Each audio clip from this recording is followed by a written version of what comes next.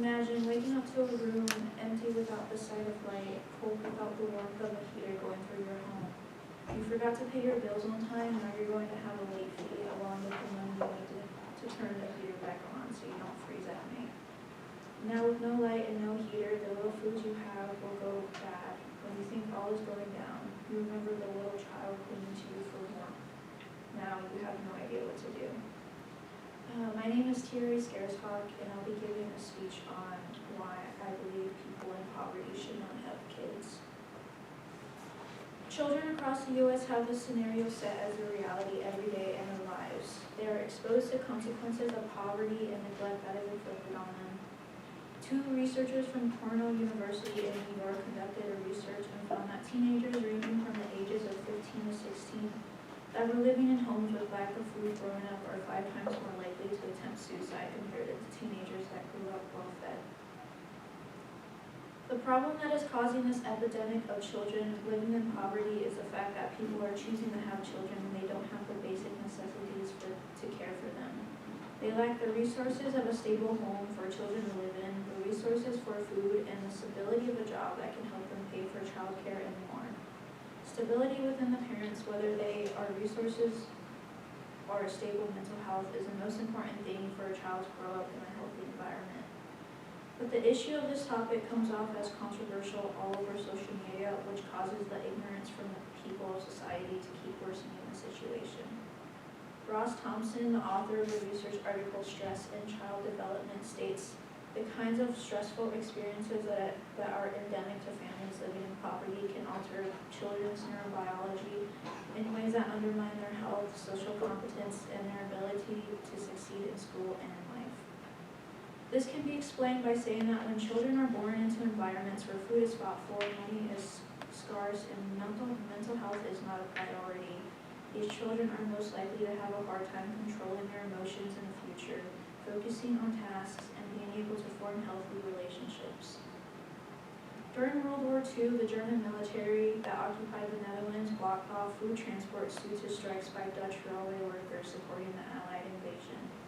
As a result, the pregnant Dutch women who gave birth to the children who were malnourished and later in their lives had long-term consequences. For example, the children born from these mothers who lacked food resources during their pregnancy had a greater risk for a range of health and mental health problems, including obesity, heart disease, and schizophrenic disorders. Eventually, due to the situation of these children living in poverty, they start to accept the fact that they will always have to struggle to meet their basic needs. This mindset then sets the cycle to continue onto their children they plan to have, which creates generations of poverty and issues that will arise with it. A solution to try and help regulate this problem of children being born into poverty is stopping the situation of children being born into poverty, as simple as that. If a person is stressed and scared about what they're going to do and how they're going to come up with the funds to care for a child, it should be the first sign that they should not have a child at all. This might seem like a harsh thing to say, but in reality, children are a demanding responsibility, and if a person is not able to meet the needs of their child, there is no way they should have the right of being their parent. Being financially stable is the #1 solution to help combat the struggles of children not growing up in poverty.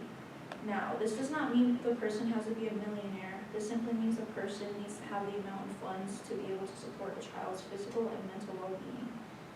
The parents of the child need to be able to have a good and stable home to come to, have a stable job they know they will be able to rely on to be able to care for a child. But not only is this the only solution, the main one would have to be a good relationship with your partner to be able to care for the child's mental well-being. If there is no partner in the picture, good mental health and stability for yourself is needed.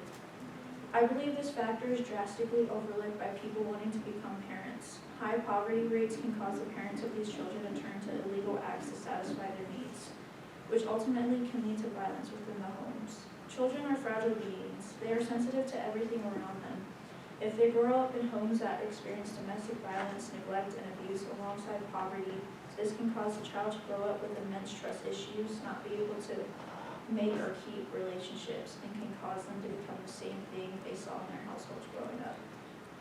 It's very important to be able to check off every box as new parents. When it comes to having children, the main priority is finances and stability within their relationship and themselves. If the solutions I propose work perfectly and every adult comes to the senses of being financially stable first to take care of a child, there would be little to no child poverty in the U.S. Sadly, there will always be a percentage out there where a child's needs are not being met and their parents are being ignorant to the fact of it. The message of having these needs met for themselves before giving them to a child they decide to bring into the world is a controversy I will never understand. Every child who would go hungry every day, stress over the situation of not having a stable home to go to every night, would disappear, and instead these children would be met with more meals, a comfy bed, and a parent that is willing to kiss them on the foreheads before going to sleep. I have seen countless arguments that made by people online who either experienced poverty as a child or are bringing up a child in poverty, saying that this mindset of not wanting impoverished people to reproduce due to the factors of them not being able to provide everything for a child is an inhumane thing to think. Just because they lack these resources younger doesn't mean they tear down the chances of these children becoming successful later in life. The statement is true to an extent, but a child should not have to go through these struggles so early in their lives to be able to come out as successful. A child is not a right, they are a privilege, and they have needs that are too demanding for people living in poverty to survive. Once this is acknowledged as common sense instead of a sense that is trying to destroy impoverished people's lives, then we can begin to see progress being made towards ending children suffering in poverty. Children are sensitive human beings that deserve all the love, food, and stability in their lives to be able to lead an easy, successful life. It is our duty as a society to make sure that this is able to be accomplished, because only receiving love from their parents who live in poverty does not suffice the hunger they feel in their bellies.